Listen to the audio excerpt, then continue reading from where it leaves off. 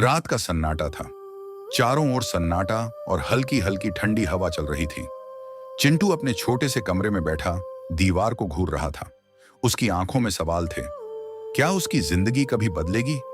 क्या वह कुछ बड़ा कर पाएगा? तभी एक ऐसी घटना हुई जिसने उसकी दुनिया बदल दी, लेकिन साथ ही उसे एक ऐसे रहस्य और खतरनाक सफर पर ले गई जिसकी उसने कभी कल्पना भी नहीं की थी। चिंटू एक साधारण सा लड़का जो अपने गांव के सरकारी स्कूल में पढ़ता था। वह पढ़ाई में कमजोर था और उसकी ड्राइंग भी इतनी खराब थी कि मास्टर जी उसकी कॉपी देखकर अक्सर सिर पकड़ लेते। उसके दोस्त उसका मजाक उड़ाते और यह सब देखकर चिंटू उदास हो जाता।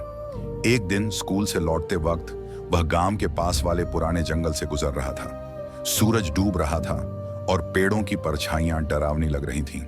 तभी उसकी नजर एक पुरानी झोपड़ी पर पड़ी जहां से हल्की सी रोशनी आ रही थी। झोपड़ी के पास एक बूढ़े बाबा बैठे थे जो अजीब सी चमकीली आंखों से उसे घूर रहे थे। आओ बच्चे, बाबा ने उसे इशारे से बुलाया। चिंटू थोड़ा घबराया, लेकिन उसकी जिज्ञासा उसे झोपड़ी तक खींच लाई। बाबा ने उसे देखा और कहा, तुम्हारी आंखों में एक खास चमक है। तुम इस पेंसिल के हकदार हो, लेकिन याद रखना, यह पेंसिल जितनी खास है उतना ही बड़ा खतरा भी अपने साथ लाती है। इसका सही इस्तेमाल करना। बाबा ने उसे एक साधारण दिखने वाली पेंसिल दी और गायब हो गए। चिंटू ने घर पहुंचकर सोचा कि यह बाबा उसे क्या दे गए। उसने उस पेंसिल से कागज पर एक छोटा सा घर बनाया और अचानक वह घर असली बनकर उसके सामने खड़ा हो गया। उसकी आंखें फटी की फटी रह गईं। फिर उसने एक सुंदर पक्षी का चित्र बनाया और वह भी जादुई रूप से पन्ने से बाहर आकर उड़ने लगा। चिंटू का दिल खुशी से उछल पड़ा। उसने सोचा, अब मैं सब कुछ बदल सकता हूं। मेरी सारी परेशानियां खत्म हो जाएंगी। उसने पेंसिल का इस्तेमाल स्कूल में अपनी खराब ड्राइंग सुधारने के लिए किया। उसकी हर ड्राइंग अब इतनी सुंदर होती कि टीचर उसकी तारीफ करते। उसने अपने दोस्तों के टूटे खिलौने ठीक किए और गांव वालों की छोटी छोटी परेशानियां हल करने लगा। लेकिन हर बार पेंसिल का इस्तेमाल करने पर उसे थोड़ी कमजोरी महसूस होती। एक रात जब वह सो रहा था तो उसे अचानक कमरे में हल्की हल्की रोशनी दिखाई दी। उसने उठकर देखा कि पेंसिल अपने आप चल रही थी और एक अजीब सा नक्शा बना रही थी। वह डर गया, लेकिन उसे उत्सुकता हुई। उसने वह नक्शा ध्यान से देखा। यह किसी गुफा का नक्शा था और उसके चारों ओर अजीब से चिन्ह बने हुए थे। अगले दिन वह बाबा को ढूंढने गया, लेकिन झोपड़ी वहां नहीं थी। उसने नक्शा लेकर गांव के सबसे पुराने व्यक्ति दादाजी से पूछा।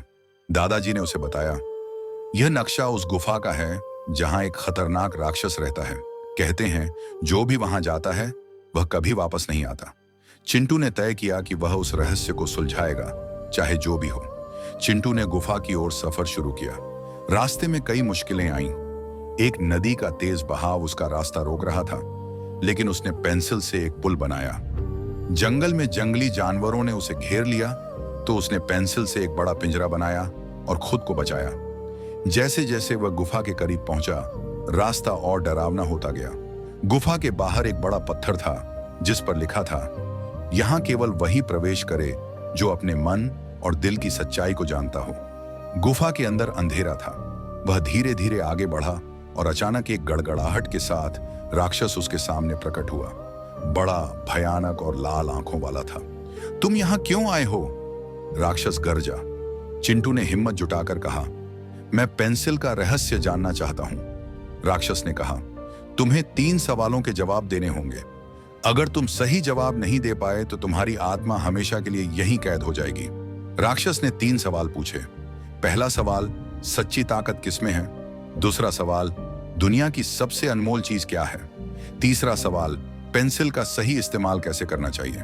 चिंटू ने गहराई से सोचा और जवाब दिया। पहला जवाब, सच्ची ताकत दिमाग और दिल की अच्छाई में होती है। दूसरा जवाब, दुनिया की सबसे अनमोल चीज है समय। तीसरा जवाब, पेंसिल का सही इस्तेमाल दूसरों की भलाई के लिए होना चाहिए।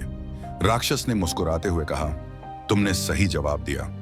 यह पेंसिल अब हमेशा तुम्हारी होगी, लेकिन याद रखना, इसका इस्तेमाल स्वार्थ के लिए करोगे तो तुम्हें बड़ा नुकसान होगा। चिंटू ने पेंसिल का इस्तेमाल गांव की भलाई के लिए किया। उसने गांव में स्कूल बनवाया, बच्चों को पढ़ाने में मदद की और जरूरतमंदों की मदद की। उसकी मेहनत और अच्छाई से उसकी पहचान पूरे जिले में हो गई। एक दिन उसने पेंसिल को ध्यान से देखा और सोचा, अगर मैं मेहनत और ईमानदारी से काम करूं, तो मुझे किसी चमत्कारी चीज की जरूरत नहीं। असली जादू मेरे अंदर है। उसने पेंसिल को एक सुरक्षित जगह पर रख दिया और अपनी मेहनत से अपने सपने पूरे करने लगा। यह कहानी हमें सिखाती है कि ताकत और साधन से ज्यादा जरूरी है उसका सही उपयोग। सच्ची शक्ति हमारे अंदर की अच्छाई और मेहनत में होती है।